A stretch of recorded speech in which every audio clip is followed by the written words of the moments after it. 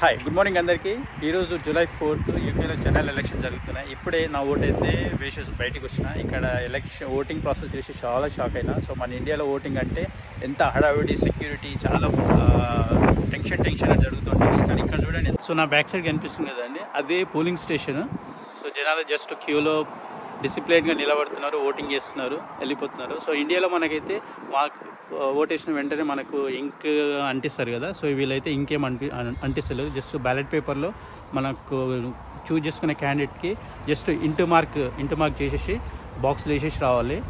ఓటేసినట్టు మనకైతే మార్కింగ్ ఉండదు. But candidate వచ్చిన తర్వాత క్యాండిడేట్ ఓటేసినట్టు లీస్ట్లో మాత్రం టిక్ మార్క్ పెట్టుకుంటున్నారు అంతే. జస్ట్ ఐడి ప్రూఫ్ నేమ్ తోటి టిక్ మార్క్ పెట్టేసుకొని బ్యాలెట్ పేపర్ ఇస్తున్నారు, ఇంటూ మార్క్ చేసేసి బ్యాలెట్ బాక్స్లో వేయాలి.